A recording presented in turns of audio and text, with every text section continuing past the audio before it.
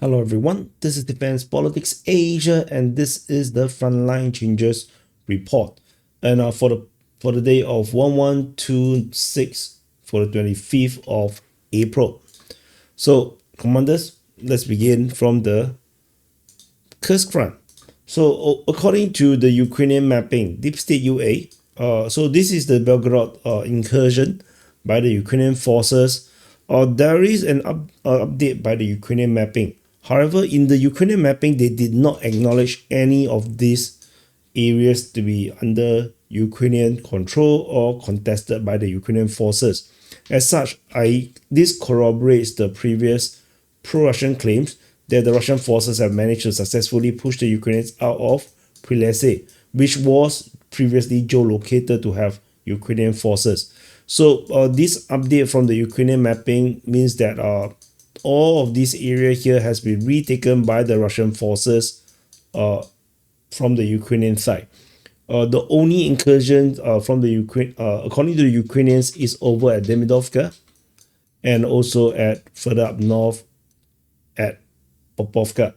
So otherwise, this is the main area of capture by the Russian forces over the past 24 hours. So that's all from the Kursk front. Pretty significant because this area itself is 7.29 square kilometers, pretty big. So this also means that Grafovka is also somewhat cleared from danger for now. Moving on over to the next front line change is over at the Dvorichna front. This is Dvorichna. In the northern flank, Russian mapping have updated their map for the situation in this area here, and they have mapped that the Russian forces have a much more bigger area of control than our mapping.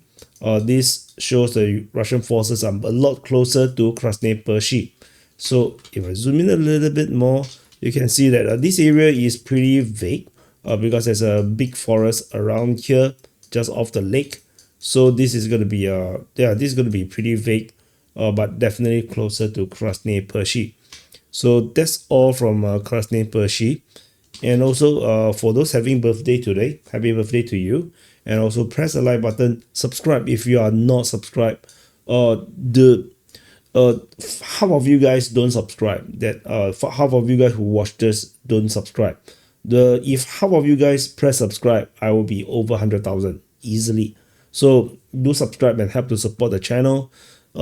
Over at the Dvorichna city itself, pro-Russian reports says that the Russian forces have regained control on the rest of Dvorichna. So this is mapped and claimed by the Russian side. Previously, the Russian source claimed that the Ukrainians have some success in this sector. Now they have been entirely taken back by the Russian side, according to the Russian sources. So take it with a pinch of salt, but otherwise it is a retaking of the positions that the Russians previously have taken. So that's all from Dvorichna. The next frontline change, we jump to Pentamelanivka over at the Thorax front. So this is Thorax city, this is Thorax front, this is New York. And at the New York sector, the Russian forces previously was geolocated between Pentamelanivka and Alexandropil. So this Pentamelanivka, this Alexandropil.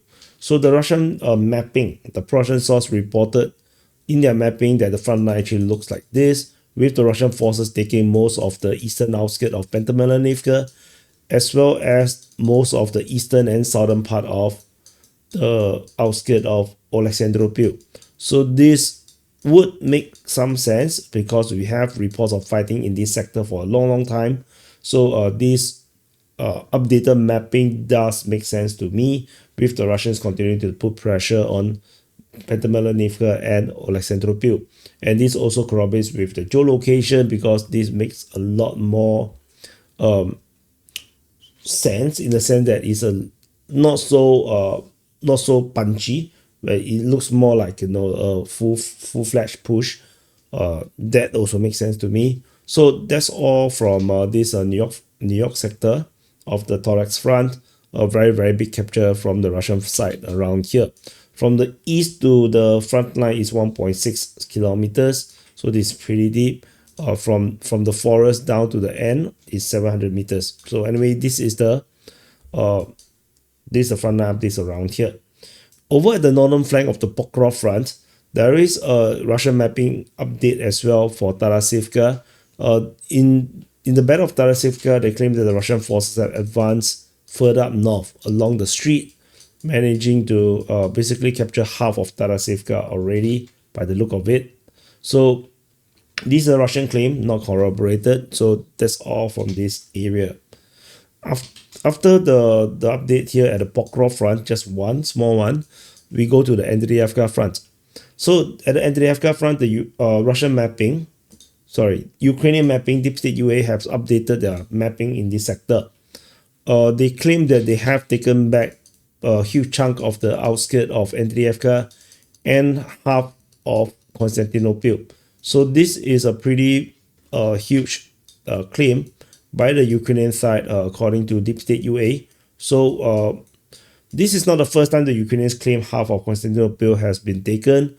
It might be them, ignoring the geolocation of Russian forces previously. So we will continue to monitor the situation as the Ukrainian forces continue to try to counterattack, try to limit the Russian advance in the Andreyevka front. So as far as I can tell, is looking like the Ukrainians are getting themselves stuck here, rather than fighting or defending in the place where it is more defendable. They are going into Russian areas because this area here is definitely more easily controllable by the Russian side, with no huge part of Andreyevka under Russian control and Ulakli. So anyway, that's it from the Andreyevka front. The next frontline change, we jump all the way to the Zaporizhia front. So this is Zaporizhia city. At the Kamsky sector, there is more frontline changes. Updates coming from Ukrainian mapping, geolocation, and geolocation, and this one is a Ukrainian mapping. So we need to zoom in. So over at Mali Shebaki, Ukrainian mapping have mapped that the front line have been straightened in this area here along the road, claiming that the Russian forces have taken the southwestern and western outskirts of Mali Shebaki. So the battle of Mali Shebaki continues. Russian Defense Ministry have announced the capture of Mali Shebaki. So we shall see how this goes. We probably are going to have some geolocation soon to corroborate that claim. Over at the Stepove, Lobkove, Petikaki region, there is quite a number of updates. Geolocation of Russian forces at the road junction at Stepove, confirmed Russian advance. This one, together with the previous one, does shows that the Russian forces may have captured more than half of Stepove. So, and then another geolocation in the north of Lobkove have lead us to map that the Russian forces have taken in the entire south of Lobkove, the entirety of Petikaki, and fully securing Zarebianki. So these are all major frontline changes in this sector, signifying the Russian forces are making a very serious push in this sector of the Zaporizhia front. So that's all for all the frontline changes. And putting back the black box, we can actually do some mathematics and calculation of the total area captured by the Russian forces. For the Ukrainian side, the total is at 3.05 square kilometers. This is entirely over at the Andreyevka front. So for the Russians, the biggest capture is the retaking of the Belgorod region at the Kursk, in the Kursk front. And of course, over here at Zaporizhia front, this is also almost the same area captured. And the Dvorichna front itself is 3 square kilometers. So these are all pretty significant ones. So 7.29 plus 3.37 plus 0.32 plus 0.73 plus 7.03. Did I repeat it? 0.73, 7.03. Oh my god, that sounds almost the same to me. So the total area captured by the Russian forces is 18.74 square kilometers. So that's it. So the Russians are back at past tense in terms of area captured. So anyway, thank you for watching. Press the like button, subscribe, and I'll see you guys in the next update.